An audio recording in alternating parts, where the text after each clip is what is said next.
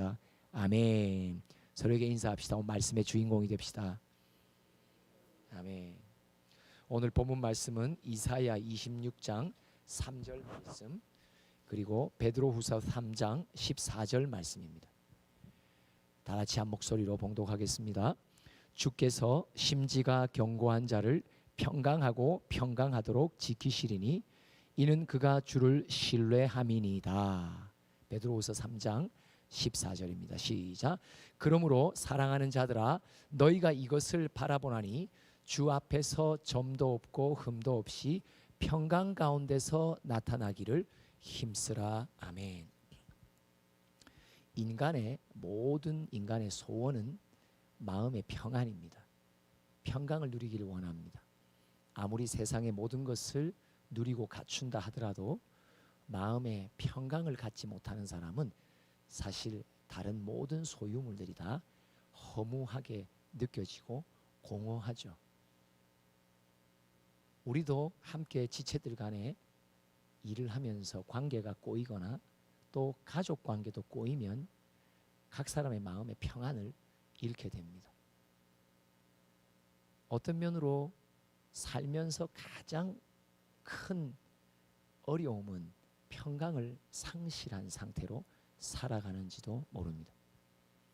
그럼 오늘 말씀 가운데 평강을 어떻게 되찾을 수 있을까? 오늘 함께 주님의 말씀을 상고하기를 원합니다. 오늘 평강의 길을 우리에게 알려주신 하나님은 반드시 우리의 마음속에 평강을 주시려고 작정하신 줄 믿습니다. 입술에 열매를 지으시는 분이에요. 여호와께서 입을 열어 말씀하시면 반드시 그 말씀의 열매를 내시는 분이세요. 그냥 절대 말씀이 허공에 또 땅에 허무하게 떨어지지 않습니다. 여러분 믿음으로 받아서 여러분들의 심령마다 다 평강을 누리는 주인공들 되시기를 바랍니다. 오늘 이사야 26장 3절 보니까 평강을 누구에게 주시냐? 누가 평강의 주인공이 되냐? 심지가 견고한 자라고 말합니다. 심지는 마음을 말하죠. 근데 구체적으로 이는 그가 주를 신뢰한다라고 말해요. 다른 말로 말하면 주님을 신뢰하는 마음이 변치 않는단 말이에요. 한결같단 말이죠. 그러면 어떤 주님을 신뢰해야 여러분 평강이 내게 옵니까? 7절에부터 그 비결이 나옵니다. 시작. 의인의 길은 정직하며 정직하신 주께서 의인의 첩경을 평탄하게 하시도다. 어떤 주님이냐면 주님은 정직의 영을 가지신 근원자세요.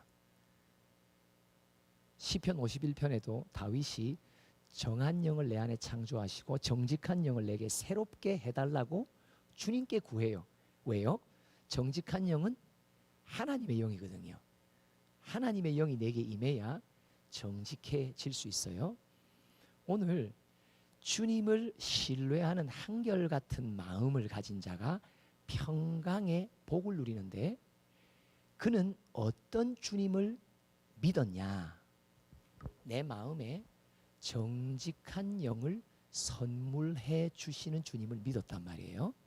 두 번째 이어지죠. 또 계속 연결됩니다. 8절을 읽어봅시다. 시작. 여호와여 주께서 심판하시는 길에서 우리가 주를 기다려 싸우며 주의 이름을 위하여 또 주를 기억하려고 우리 영혼이 사모하나이다. 9절.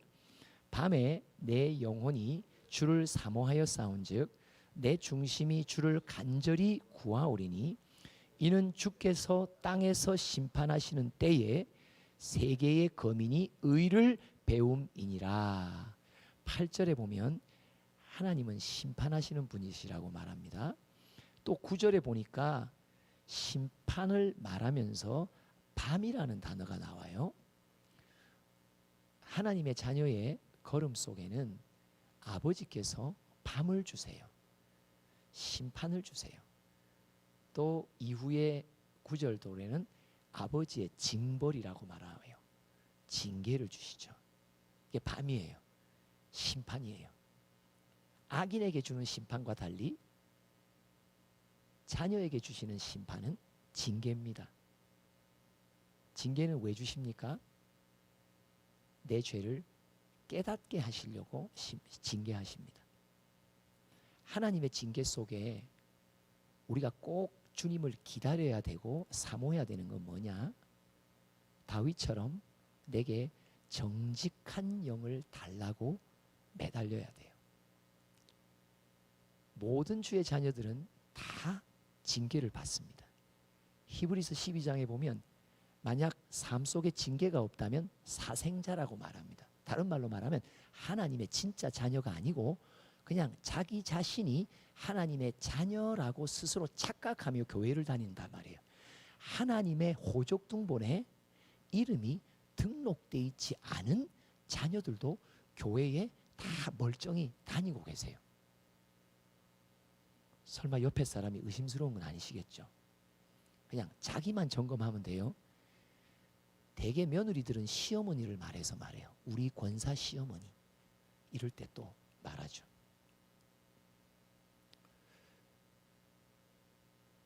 징계의 고난이 있을 때 가장 중요한 것은 뭐냐?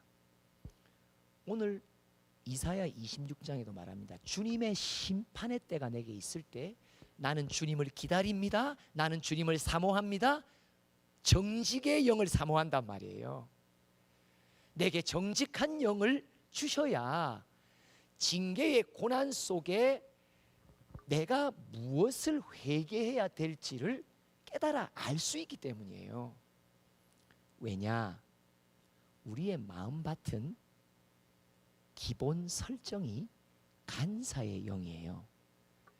이 정직한 영의 반대 영이 간사한 영이죠.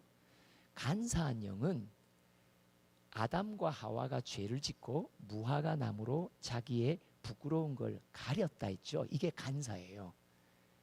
간사한 영은 우리 모두에게 기본적으로 있습니다.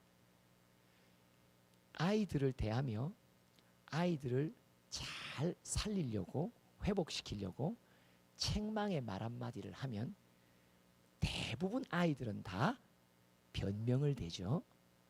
하나님의 말씀이 진리의 빛이 내 마음 깊은 곳 생각 속으로 들어올 때 무언가 내가 숨기고 싶은 죄악을 딱 들추어내면 우리 모두는 아주 본능적으로 반응합니다. 숨깁니다. 변명됩니다. 누구 때문에 이런 상황에서 어쩔 수 없었다고 말합니다. 사울 왕이 잘했죠. 내가 부득불 제사를 드렸다고, 어쩔 수 없었다고, 이 상황 속에 내가 이렇게 안 할 수가 없지 않았겠냐고. 간사한 영입니다. 간사한 영을 가지면 자꾸 회피합니다. 진리의 빛을 내가 받아들이지 않고 환영하지 않습니다.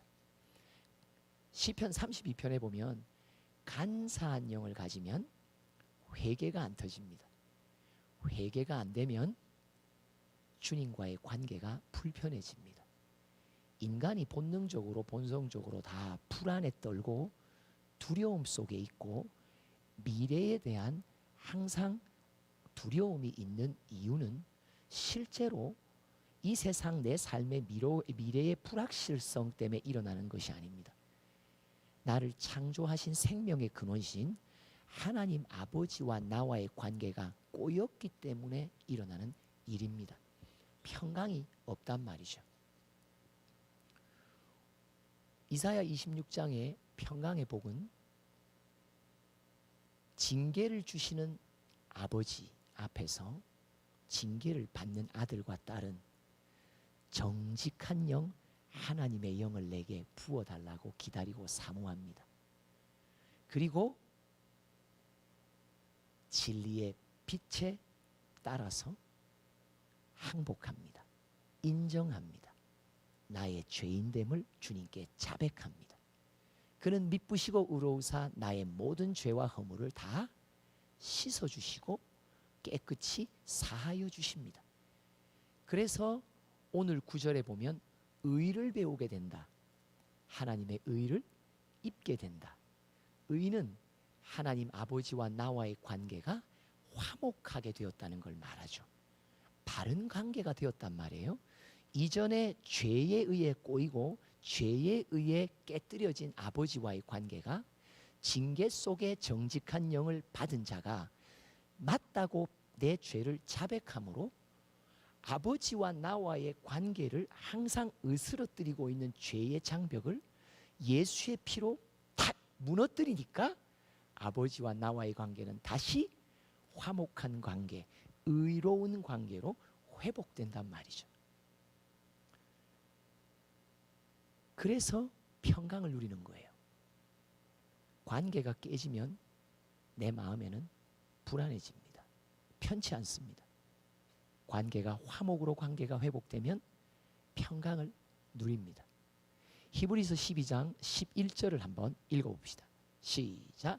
당시에는 즐거워 보이지 않고 슬퍼 보이나 후에 그로 말미암아 연단받은 자들은 의와 평강의 열매를 맺느니라. 여기서 의, 하나님과의 관계가 이제 다시 화목의 관계가 되었단 말이에요. 내가 의를 입었단 말이죠.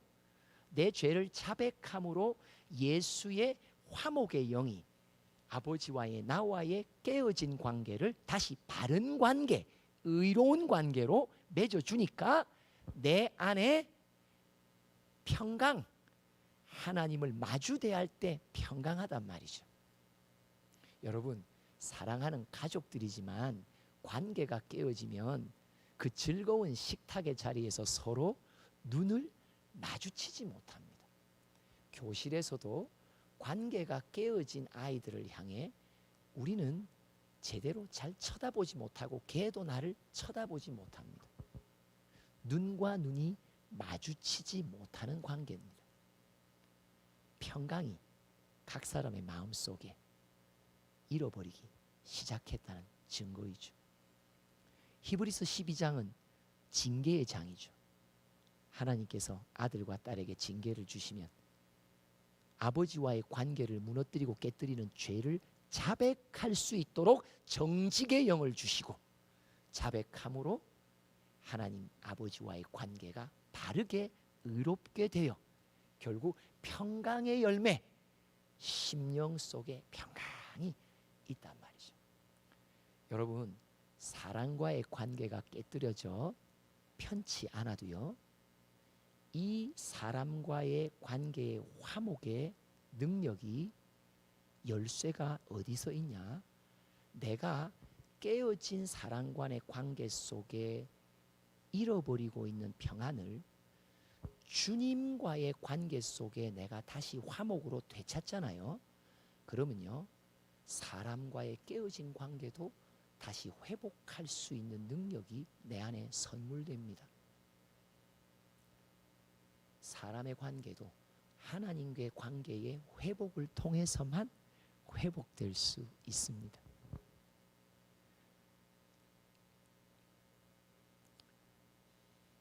그렇다면 이렇게 의로 평강의 마음이 회복된다는 것, 현재 내게 주어진 이 평강의 마음은요, 단순히 오늘 하루를 살아가는 데 있어서 내 마음이 이제 평안해, 내 마음 평안해, 여러분, 여기서 끝나는 게 아닙니다.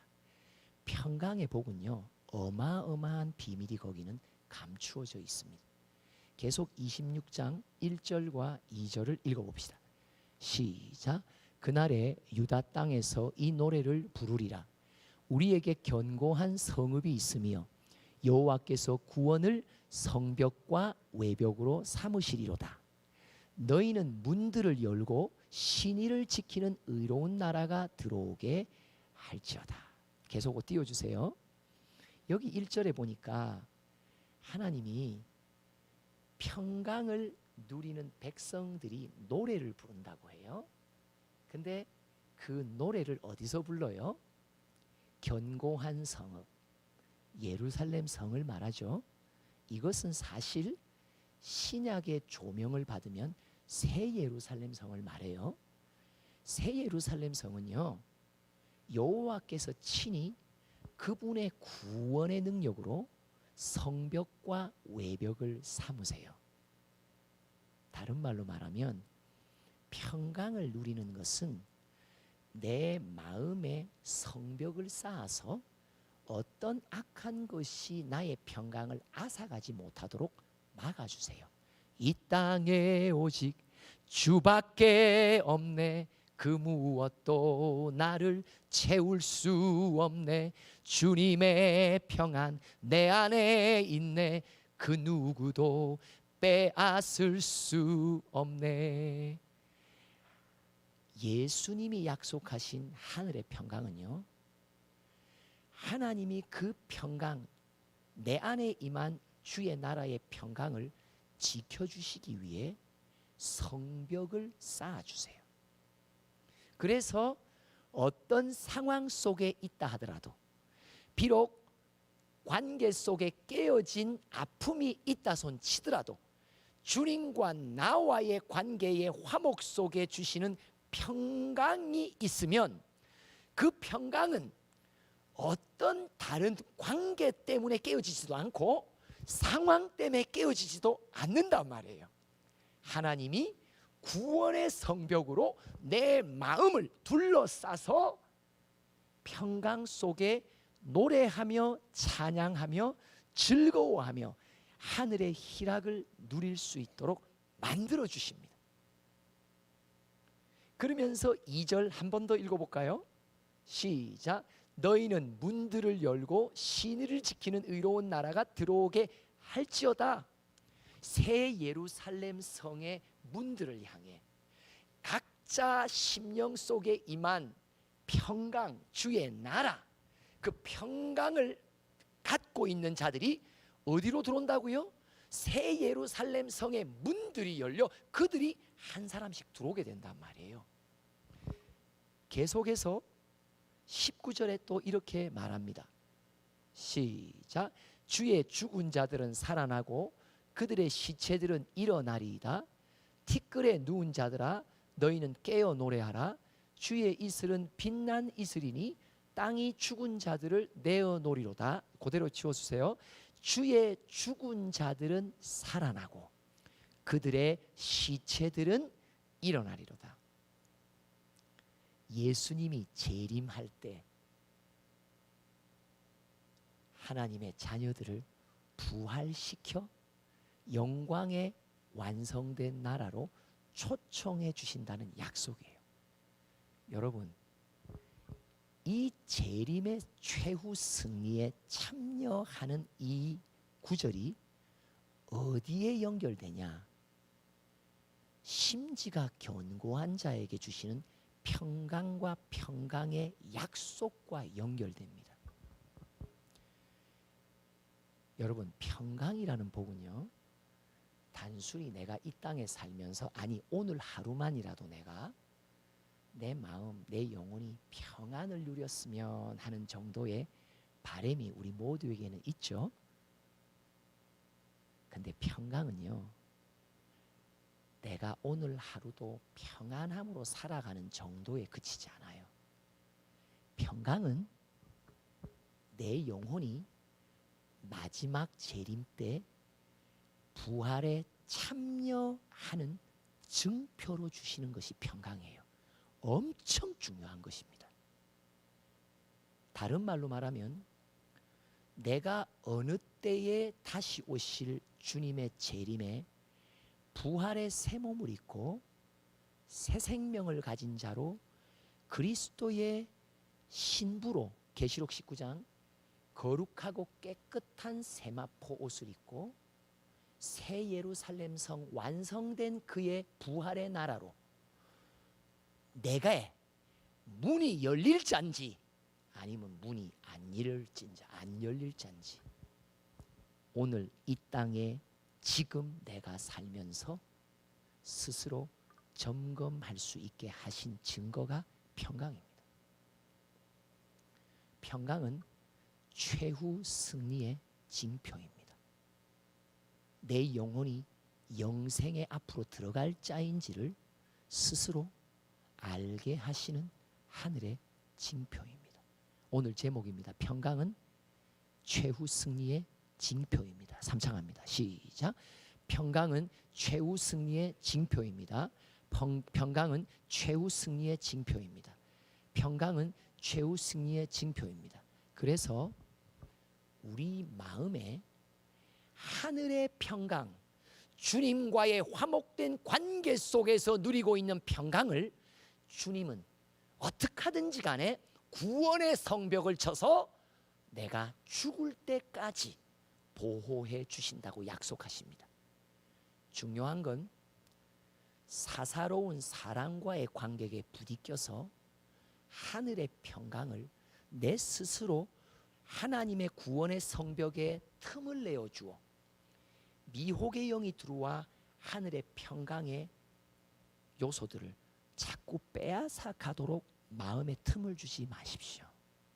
아무리 관계에 어려움이 있다고 하더라도 원망하거나 불평의 말이 내 입에서 자꾸 나오기 시작하면 실제로 나는 화풀이 하면서 좀 시원할 수 있을지 몰라도 중요한 걸 잃어버리게 됩니다. 최후 승리의 징표로 주신 하늘의 평강을 내가 까먹게 되는 결과의 어리석은 자가 됩니다. 여러분, 아무리 누군가의 관계가 어려워도 아니 그 관계의 실갱이 때문에 그 실갱이 한다고 내가 처한 상황이 아무리 어려워도 그 상황 속에 파묻혀서 내가 그 상황 앞에 울부짖는다고 내게 주신 화목의 열매 평강, 최후 승리의 징표로 주신 평강, 내 영혼의 영생이 달려있는 평강, 이것을 까먹는 어리석은 자라면 이것은 안타까운 자녀입니다.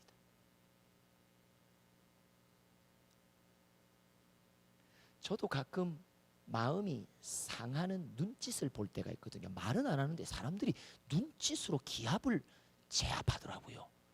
와, 뭐 주로 가족 안에 있겠죠. 이 눈짓이 압도적이에요. 말을 안 해도 나를 대하는 누군가의 태도를 보면요, 마음이 하루에도 수십 번 상할 수 있어요. 근데 중요한 건 뭐냐? 그것 때문에 하늘의 평강, 내 안에 가득 채우신 평강, 구원의 성벽으로 그 평강만은 누구도 빼앗아갈 수 없게 내가 만들어 줄게, 하나님의 약속이 있음에도 불구하고 내가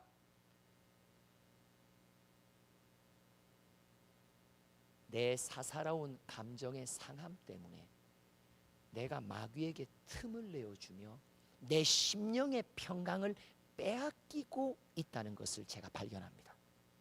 아이고, 빨리 문을 닫아야지, 어서 닫아야지, 얼른 닫아야지. 평강은 최후 승리의 징표입니다. 베드로후서 3장 13절 14절을 읽어봅시다. 시작. 우리는 그의 약속대로 의가 있는 곳인 새 하늘과 새 땅을 바라보는, 의의 고향이란 말이에요. 의가 있는 곳, 하나님의 나라란 말이에요. 하나님의 나라란 말이죠.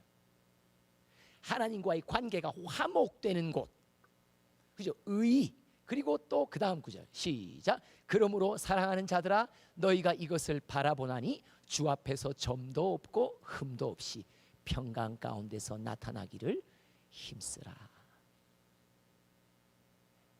하나님과의 관계를 깨뜨리고 있는 죄의 점, 허물의 흠. 이 베드로후서 3장도 맥락이 뭐예요? 하루가 천년 같고 하나님께 천년이 하루 같다고. 왜 더디게 느껴지냐? 주님의 오심이. 주님의 자녀 모두가 징계 속에 회개하여 평강으로 징표를 받기를 원하시는 거예요. 회개 속에 하나님 아버지와의 관계가 의로 회복돼요. 평강의 복으로 모두가 들어가기를 원하시는 거예요.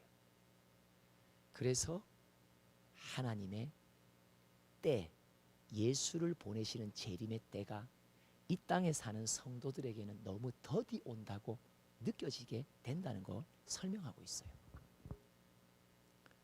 여러분, 어떤 삶의 여정 속에 있습니까?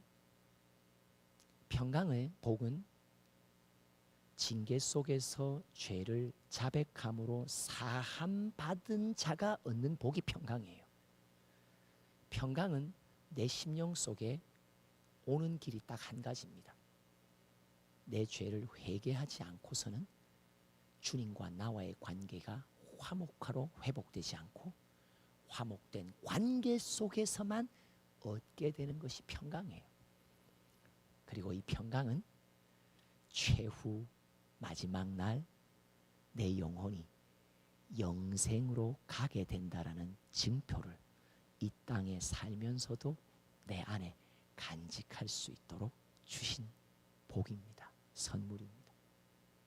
평강을 잃지 마십시다. 평강을 많이 쌓읍시다.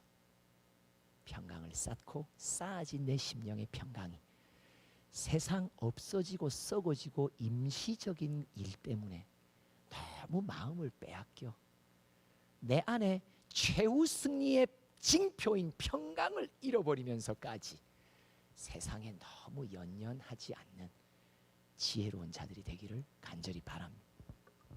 기도합시다. 하나님, 오늘도 우리 안에 예수 십자가로 평강을 허락하신 하나님 감사합니다. 이 평강을 마지막 날까지 잘 지킬 수 있도록 우리를 도와주시고 정직한 영을 더하셔서 내 심령 속에 평강을 가득 채워가는 우리 모두가 되도록 축복하여 주시옵소서. 예수님의 이름으로 기도합니다.